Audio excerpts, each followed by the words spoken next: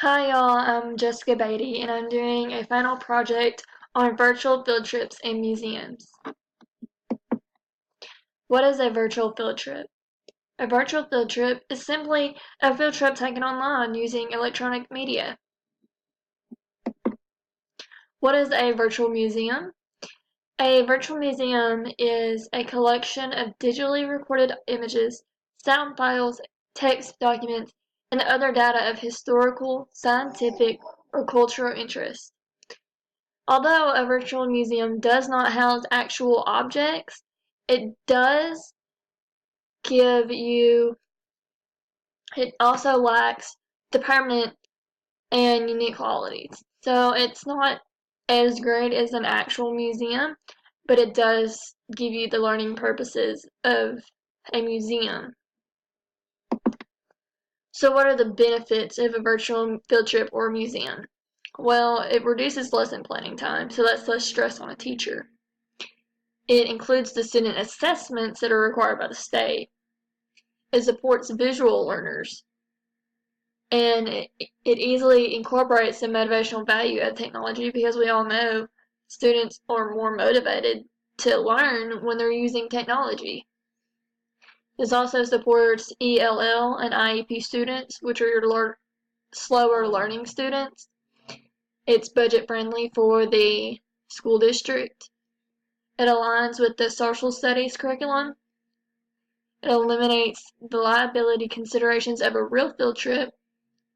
It uses best practices for e-learning, and it uses 21st century learning tools for 21st century learners, because we know that learning uh, increases every year. It increases, like your tools increase. Your tools become more efficient for how you're going to teach and how you're going to teach your students and how they're going to learn.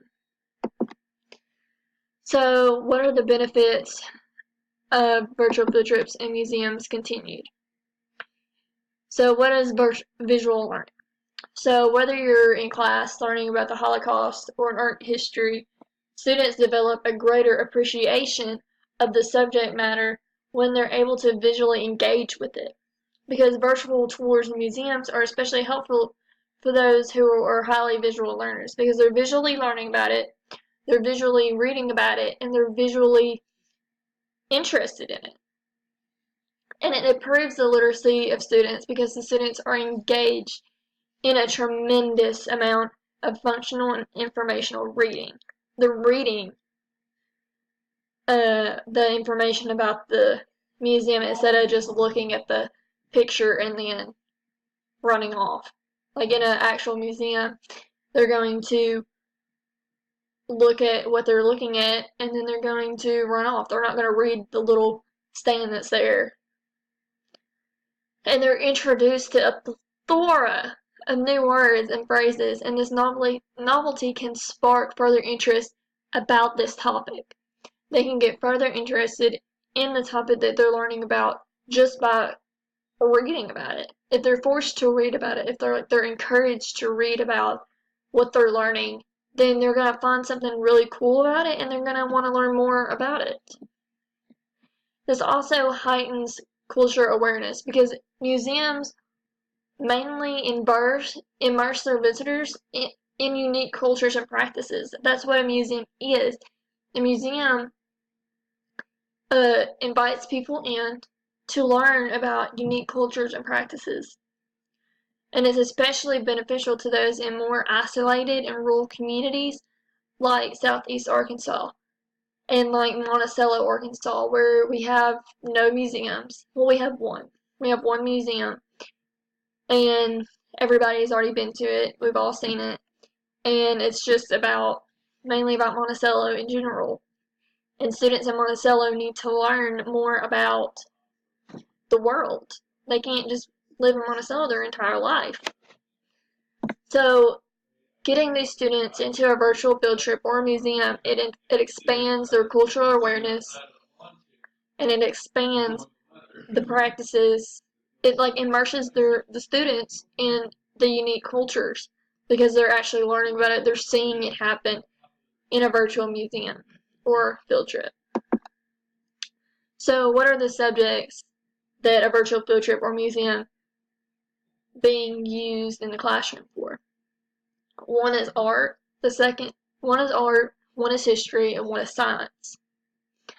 So there are history and art museums, there are history and art field trips, and you can virtually tour the NASA. That's pretty cool. So in science class, you can virtually tour NASA. I just think that's extremely cool. So I'm going to focus on an art museum, a virtual art museum. And it's powered by Google Art Project, or it's powered by Google and it's called the Art Project. So googleartproject.com is used to virtually tour art museums. And some of the museums that are included are the Museum of Modern Art and the Metropolitan Museum of Art in New York, the Van Gogh Museum in Amsterdam, and the Tate Britain in London. I think that's really cool because a student in Southeast Arkansas can tour a museum in New York City. And then they can also tour a museum in Amsterdam and in London. That's just really cool to me. So how can I utilize Art Project in my classroom? Well, one way I can do it is I can divide my students into groups. And I can assign each group with various paintings, and have them write observational notes about it, comparisons on those paintings. And then I give them a set amount of time to complete this assignment and to explore the museum as well. So they have time to do the assignment that they're learning about, and they have time to learn about other cultures and get immersed in the coolness of art. So how can I engage my students with a virtual field trip? I think this is really cool because they can create their own virtual field trip. That was just the coolest thing because it increases their creativeness. So if they're really creative in how they make their virtual field trip, they can be nominated into the GT program. And because they're making their own field trip, they're increasing their technology skills. And that's a day-to-day thing in schools. We have to increase, the students are getting younger and the technology is getting more vast in schools. And more kids at younger ages are being taught with technology. It's also a hands-on learning, so it's not just, virtual field trips are not just for visual learners, it's also for hands-on learners. And hands-on learning is how I learn, and I just think it's really cool because we didn't ever really do hands-on learning in school whenever I was younger. We never really did hands-on stuff unless it was in science class, and I really don't like science. But with a virtual field trip, you're engaging your hands-on students as well as your visual learners. And your hearing students, they can play what is being read to them, they can hear it too. And this increases the knowledge of the student because they're individually researching the topic. They're individually researching the topic that you want them to learn about and the topic that they're supposed to learn about in the student assessments. So overall, virtual field trips, making their own virtual field trip is really cool and really beneficial to the student and to the teacher because the teacher tells them how to do it. They help them make their virtual field trip, and the kids are learning. The kids are learning and being engaged with the virtual field trip and being engaged with the knowledge and the education of the topic that they're learning about.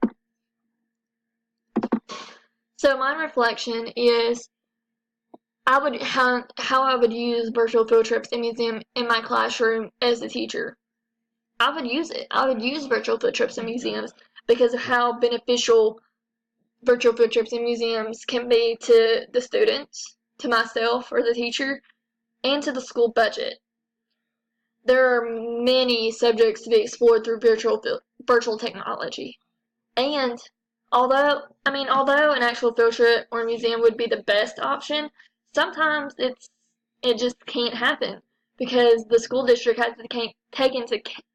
has a lot of factors to take into account when they're planning a field trip.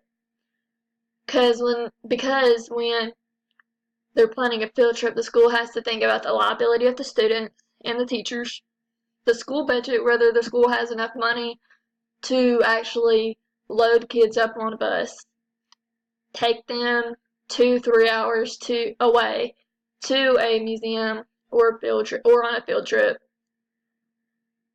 and they have to get lunch, so they all need money. So, half the kids are probably going to lose their money for their lunch, or they're probably going to lose their lunch. I mean, kids always lose things.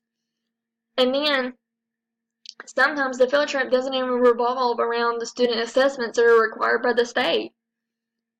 So, a virtual field trip takes away all of those issues, and it gives the teacher and the school less to worry about. So, the websites that I got my knowledge from was virtualfieldtrips.org, which gave me the knowledge about the benefits of a virtual field trip. I got the information about the Google Art project from teachhub.com. I learned about engaging students with virtual tours from geiendorse.com. And I learned about what an actual virtual field trip or museum was through the Encyclopedia of Britannica.com. I hope you learned a lot about virtual field trips and museums and how you can use them in your classroom when you become teachers, or if you already are a teacher, and how you can use them in your classroom. Thank y'all for watching.